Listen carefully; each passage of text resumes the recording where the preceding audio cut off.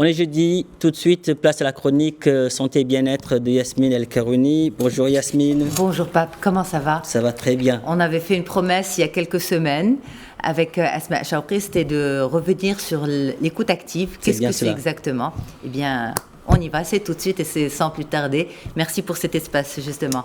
Asma, merci infiniment d'être là. Merci à vous. On l'avait promis aux téléspectateurs, à la communauté, l'écoute active. Oui, alors, peut-être avant de rentrer dans ce sujet, est-ce qu'on peut faire la différence entre ce que c'est qu'écouter et ce que c'est qu'entendre? Parce qu'on a tendance à penser que c'est la même chose, entendre et écouter. Oui. En fait, entendre, c'est l'ouïe. C'est le fait je peux entendre un son, de la musique, je peux entendre un bruit, des oiseaux qui gazouillent, je peux entendre des choses. Comment? C'est par rapport au son. C'est par rapport au son, c'est par rapport à capter. Voilà. Capter le son. C'est par rapport à ce sens de l'ouïe. Maintenant, écouter, il y a une grande différence entre entendre et écouter. Donc, je peux entendre quelqu'un parler, mais à la fin, on peut me demander qu'est-ce qu'il a dit. Je ne sais pas. Et ça nous arrive souvent. Par exemple, on est dans la voiture, il y a la radio allumée. Peut-être il y a des infos. Si on n'est pas intéressé, on est en train d'entendre ce qui se passe, mais à la fin, on n'écoute pas. À la fin, on ne peut pas. Si on me pose la question, on ne peut pas savoir. Mais écouter, c'est vraiment écouter, c'est à mettre son attention à ce que notre interlocuteur est en train de nous dire. C'est être présent, présent physiquement et émotionnellement. Écouter, c'est mettre notre interlocuteur dans un état de confiance. Écouter, c'est pas juste être là, mais même aussi regarder la personne dans les yeux. Ça, c'est peut-être ce que vous êtes en train de définir là, c'est au-delà de l'écoute. C'est vraiment l'écoute active.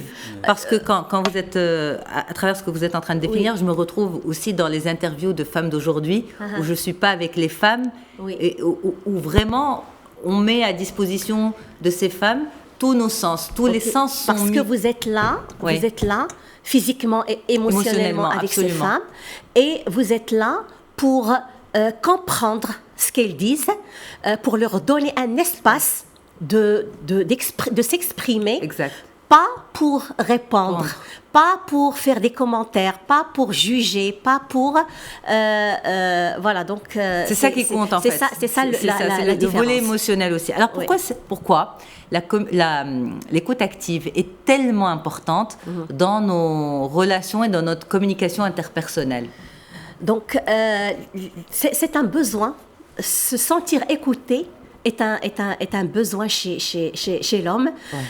Parce que quand je me sens écoutée, ça veut dire que c'est une façon de se sentir compris. Parce que quand je suis devant quelqu'un qui est présent physiquement et émotionnellement, qui me donne cet espace de m'exprimer, qui me met en confiance, ça me permet de m'exprimer, de dire ce que je ressens, de dire ce que je vis dans ce climat de confiance.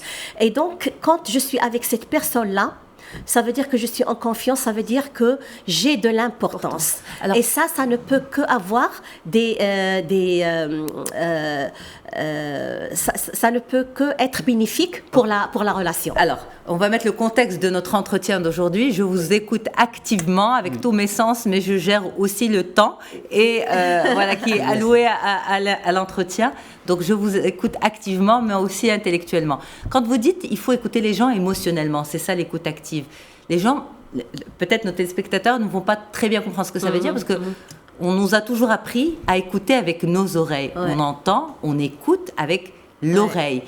Et là, ce que vous dites, c'est écouter avec le cœur, avec les tripes. Oui. Pape, justement, en tant que professionnel des médias, c'est quelque chose que vous faites? Écouter avec les tripes, c'est écoute active?